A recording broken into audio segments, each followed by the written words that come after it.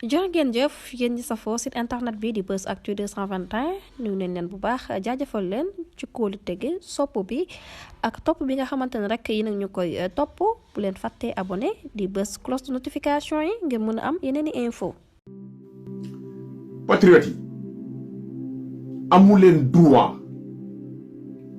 daanu ci piège bi amu leen ci droit ndax li ngeen sacrifié toll na noo xam ne amu leen droit daanu ci piège bi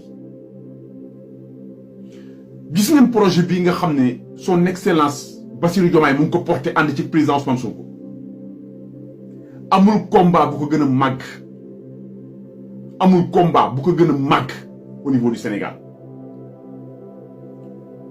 ba ci boo jëmee ci wàllum jaamu yàlla amul jaamu yàlla bu gën a kawe projet bi ndax projet bi nga xam ne ci la baadoole bi di faju ci la baadoole bi di lekk ci la baadoole bi di naan projet bi nga xam ne mooy jox baadoole bi sa dignité amul projet bu gën a màgg projet boobu ba ci jaamu yàlla amul ndax yàlla ku koy sàmmal jaamu mi ku koy dimbaleel jaamu mi ku koy jàppaleel jaamu mi moo ko gënal koo gis ci kaw suuf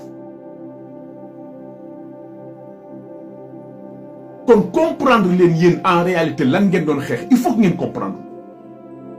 boo ko comprendre munoo teg dara ci kaw projet bi munul nekk moo tax nit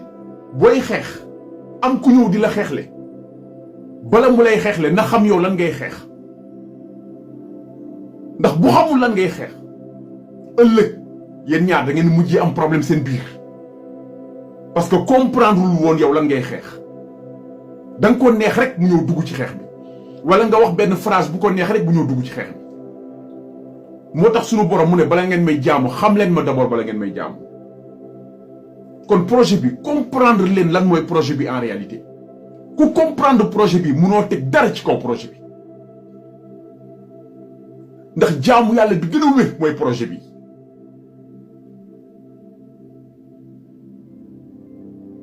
kon dafa am pièce boo xam ne amu leen droit ngeen daanu ci di jàppante yéen entre patriotes parce que yéen a ngi bëgg a jël ay tarixa dugal ko seen diggante ak projet bi alors que seen diggante ak projet bi amul dara nekk seen diggante ak projet bi yéen ak projet bi la amul dara loo xam ne mu ngi seen diggante ak projet bi ndax projet bi mooy defar ëllëgu Sénégal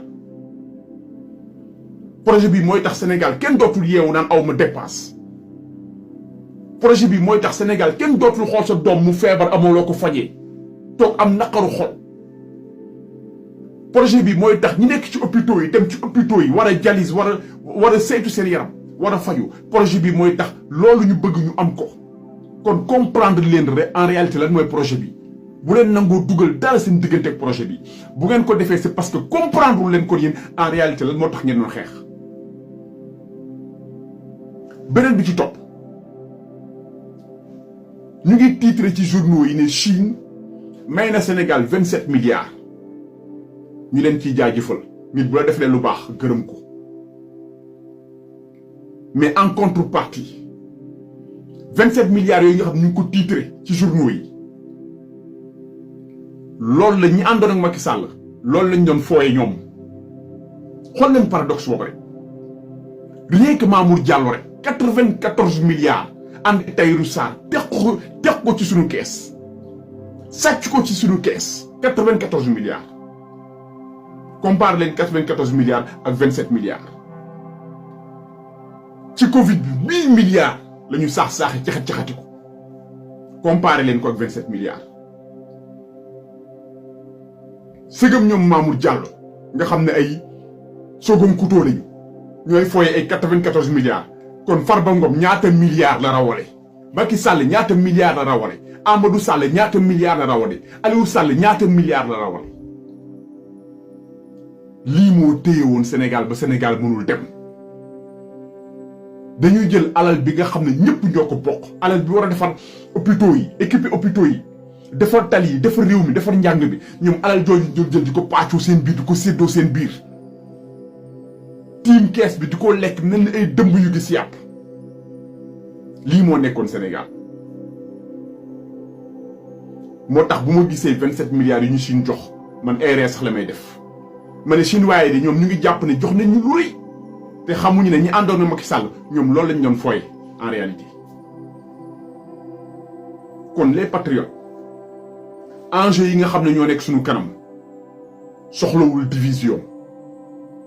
enjeu yi nekk suñu kanam dafa soxla ñu am cohésion dafa soxla ñu ànd bokk am même vision bi xam ñun lan la ñuy xeex te am na patriotes yu bari ko ci comprendre